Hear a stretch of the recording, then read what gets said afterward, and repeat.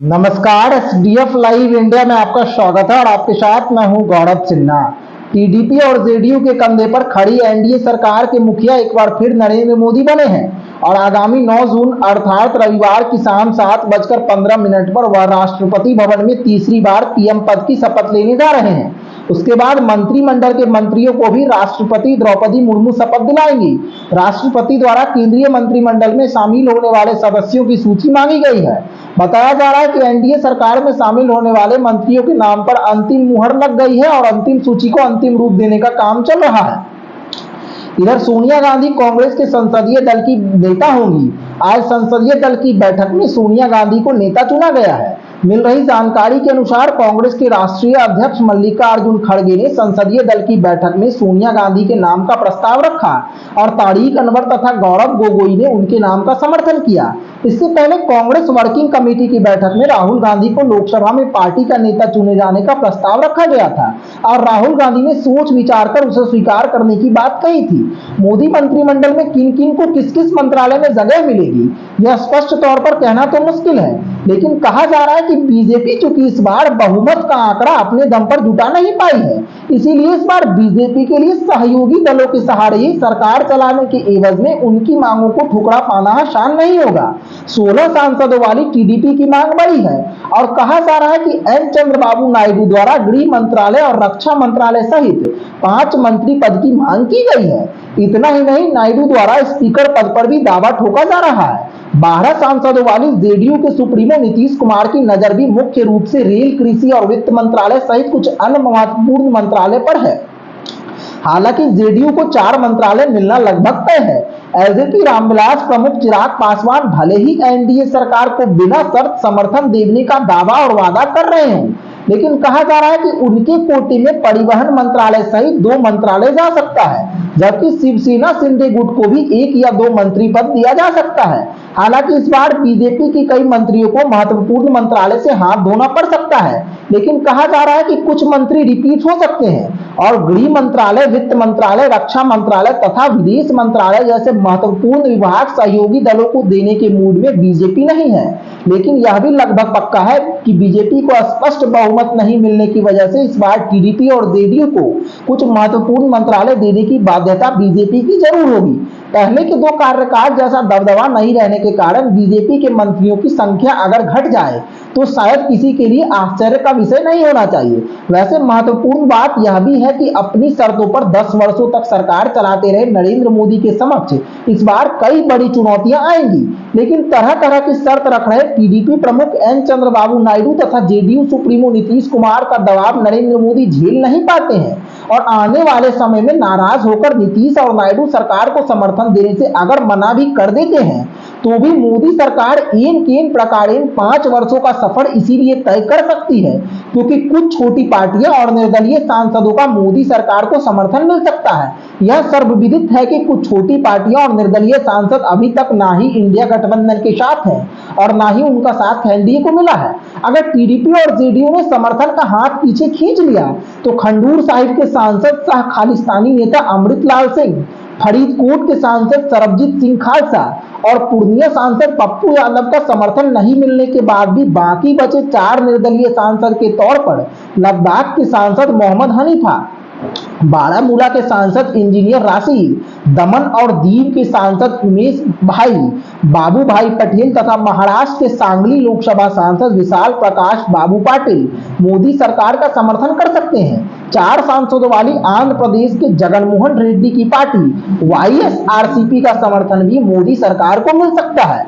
ऐसा इसीलिए कि वाईएसआरसीपी का समर्थन पहले भी बीजेपी सरकार को मिल चुका है। सूत्रों के मुताबिक संभावित खतरे के मद्देनजर इन निर्दलीय सांसदों सहित जगन रेड्डी की पार्टी से बीजेपी के शीर्ष नेतृत्व द्वारा संपर्क साध लिया गया है।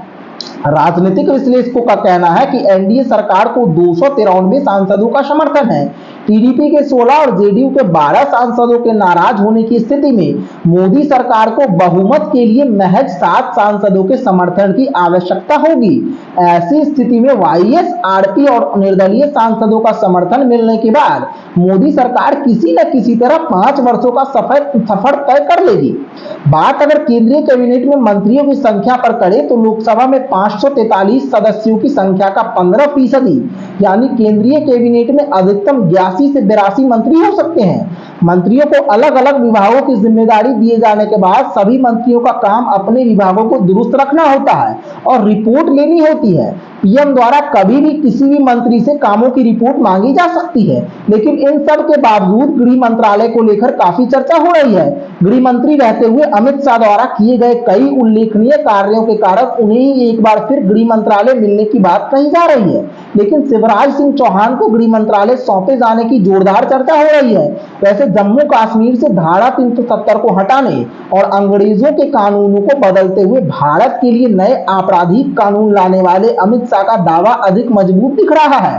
सीएए जैसे अन्य कानूनों को लाकर अमित शाह ने यह भी जताया है कि जिस काम को कोई भी गृह मंत्री नहीं कर सका उसे उन्होंने कर दिखाया है। बावजूद इसके माना जा रहा है कि बीजेपी को कम सीटें मिलने के कारण एक बड़ा नुकसान सहते हुए संगठन में उलटफेर किया जा सकता है। सूत्रों का कहना है कि गांधीनगर से बड़ी जीत हासिल करने वाले शाह एक बार फिर संगठन में लौट सकते हैं। जेपी नड्डा को राष्ट्रीय अध्यक्ष की जिम्मेदारी से मुक्त कर अमित शाह को फिर से राष्ट्रीय अध्यक्ष बनाया जा सकता है या उन्हें कोई और बड़ी जिम्मेदारी दी जा सकती है। वैसे भी अक्टूबर नवंबर में हरियाणा, महाराष्ट्र समेत देश के 3 बड़े राज्यों में विधानसभा चुनाव होने वाले हैं, इसीलिए बीजेपी के संगठन को मजबूत बनाने के लिए फिर वह पुरानी भूमिका में दिख सकते हैं। अमित शाह को लेकर लगाए जा रहे तरह तरह के कयासों के बीच चर्चा इस बात की भी हो रही है कि 2014 और 2019 में भारी भरकम सीटें हासिल करने वाली बीजेपी इस बार जिस तरह से पस्त हुई है उससे थिंक टैंक के बीच मायूसी है। चिंता में डूबे बीजेपी के रणनीतिकारों द्वारा गृह विभाग की जिम्मेदारी किसी दूसरे नेता को देकर अमित शाह को बीजेपी की कमान थमाने का प्रपोजल दिया गया है। अमित शाह 2014 से 2020 तक पार्टी अध्यक्ष की कमान संभाल चुके हैं और राजनीति के चतुर खिलाड़ी माने जाने वाले अमित शाह को फिर से बीजेपी को मजबूत स्थिति में लाने की जिम्मेदारी दी जा सकती है। राजनाथ सिंह के बाद अमित शाह पार्टी के अध्यक्ष बने थे। अमित शाह ने इस बार गांधीनगर सीट से 7,44,000 वोटों से जीत हासिल की है। गांधीनगर से यह अब तक की सबसे ज्यादा मार्जिन वाली जीत है।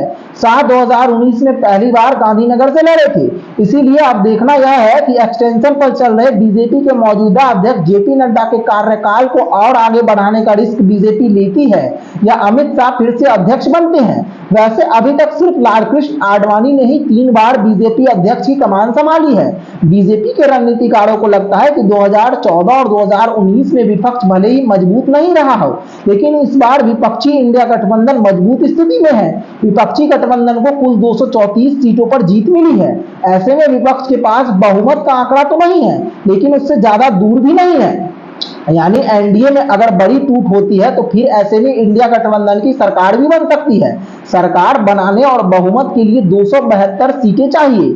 इस लोकसभा चुनाव में विपक्षी गुट इंडिया गठबंधन का नेतृत्व करने वाली कांग्रेस ने 328 सीटों पर चुनाव लड़ा था, लेकिन उसने महज 99 सीटों पर जीत हासिल की है। बहरहाल इस बार 400 का आंकड़ा पार करने का दावा करने वाले बीजेपी नेताओं को बहुत बड़ा झटका लगने के बाद भी नरेंद्र मोदी के नेतृत्व में लगातार तीसरी बार एनडीए की सरकार बन रही है। लेकिन इतना तय है कि मोदी सरकार किसी न किसी कारण से 5 वर्षों तक डगमग करती रहेगी। कभी किसी का नखरा सामने आएगा तो कभी दूसरे रूठे को मनाने में सरकार को परिश्रम करना होगा। यहां तक कि ताकतवर विपक्ष भी रह रहकर सरकार को आंख दिखाने से परहेज नहीं करेगा। ऐसे में देखना दिलचस्प होगा कि आगे आगे होता है क्या। एसडीएफ न्यूज ब्यूरो, धन्यवाद।